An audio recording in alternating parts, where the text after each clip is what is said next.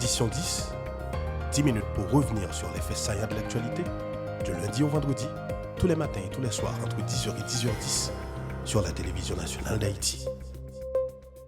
Bonsoir tout le monde, merci de votre fidélité à la télévision nationale d'Haïti. Nous sommes le vendredi 23 février 2024. Bienvenue dans cette dernière sortie d'édition 10.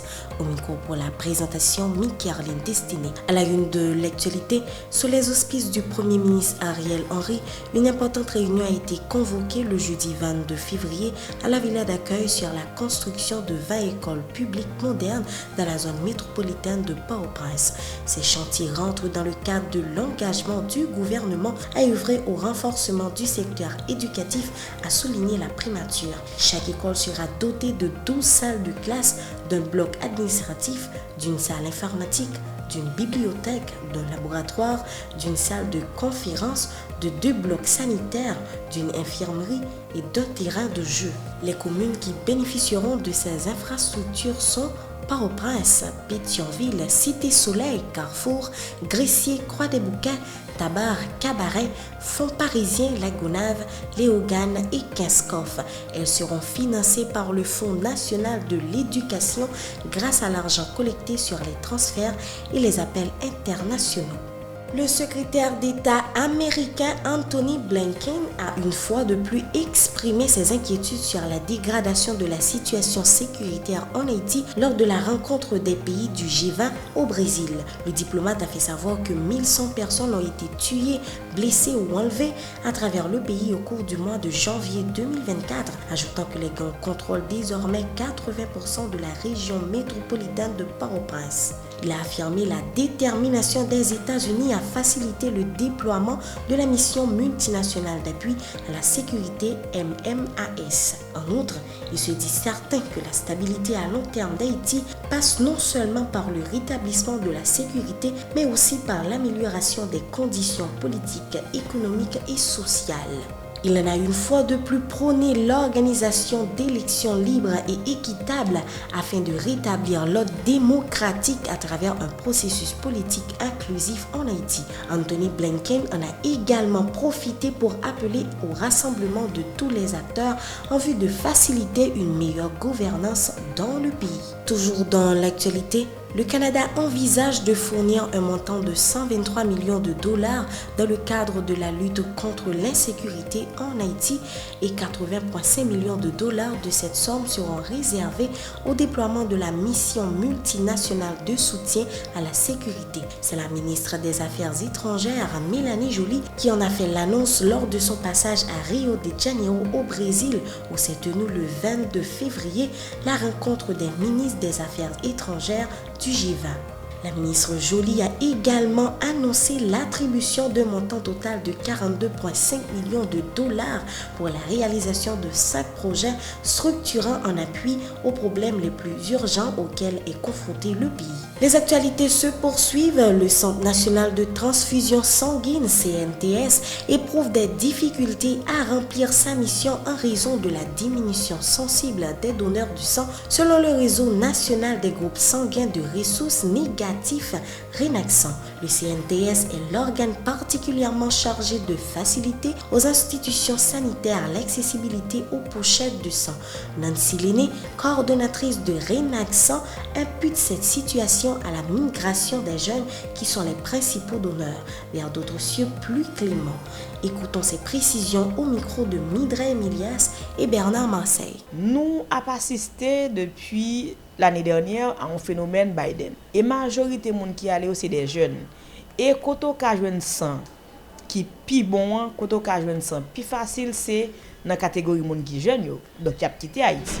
Chaque année, par exemple, on prend Renaxan comme organisation qui, l'année dernière seulement, nous collectait 340 pochettes de sang. Et il y a de l'autre organisation qui collectait. Mais il pas suffit. Il pas suffit parce que demande là trop.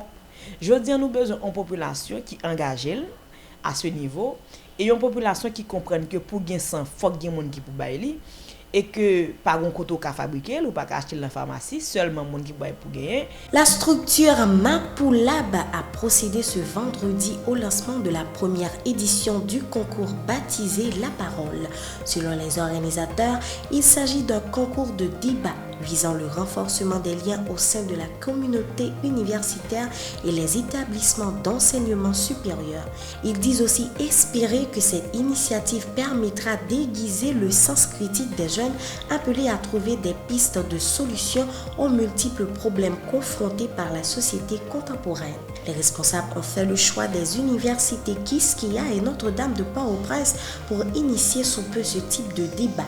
Suivez les explications de Robert Stanley Figaro. Le projet qui ça nous a remis que lié, c'est que l'université au niveau de pays tout entier, eh bien, ils ont embarqué dans la parole et ils viennent affronter l'autre, même genre avec Coupe du Monde, quand on a gagné 24 équipes qui affronter l'autre.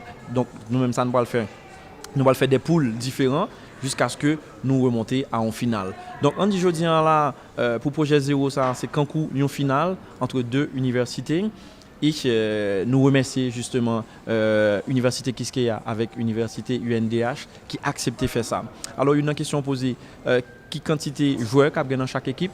C'est 4 joueurs qui dans chaque équipe mais c'est 2 joueurs qui surtout prend la parole. Donc de l'autre c'est pour qu'attendez ça participants dit candidats par dit et puis qu'on y a là il a aider dans l'argumentation parce que après une première phase côté a bien une équipe qui pour et a bien une équipe qui contre donc n'a vinn avec résolution qui ça qui résolution c'est sujet n'a présenté public là sujet et l'enfin présenté public là sujet et bien a bien équipe pour là qui a bien possibilité venir avec argument.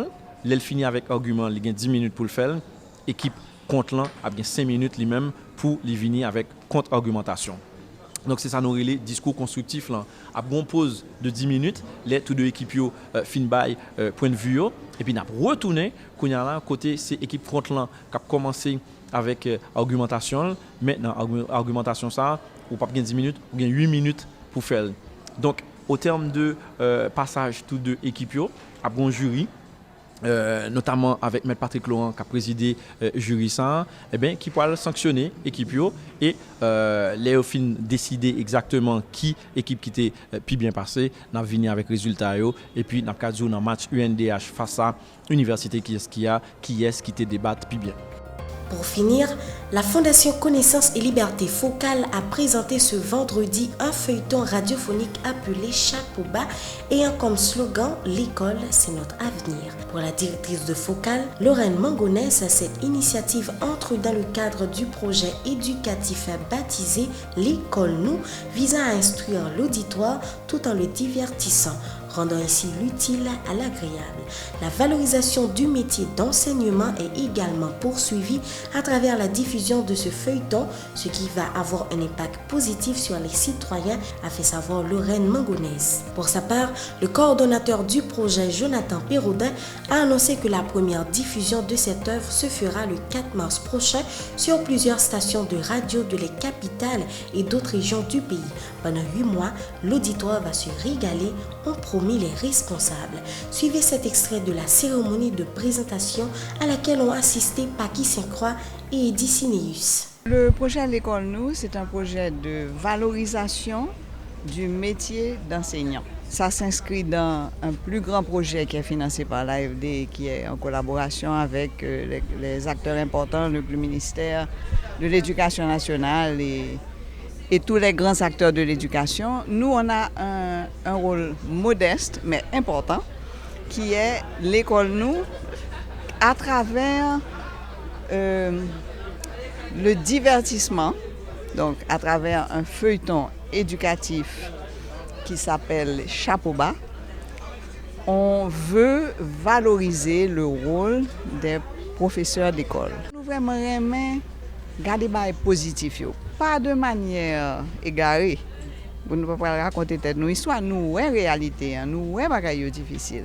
Mais faut nous toujours essayer de garder côté force nous, côté point positif qui bel exemple nous gagnons dans vie par nous avec des professeurs. Feuilleton lui-même qu'on est diffusé à partir de lundi 4 mars.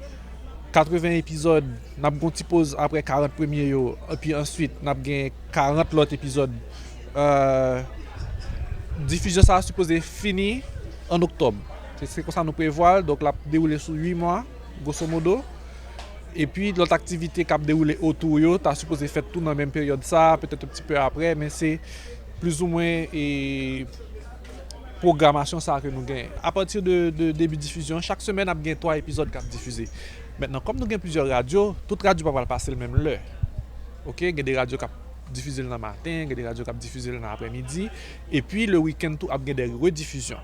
Je ne sais pas qui chaque radio a diffusé l'épisode, c'est vraiment élaboré, mais bien que dans la communication sur les réseaux sociaux, nous pouvons dire mais qui radio a diffusé et mais qui telle radio a diffusé l'épisode. Là, ça n'a pas besoin de toute information. Ça. Voilà, c'est ici que referme la 5e et dernière sortie d'édition 10 pour cette semaine.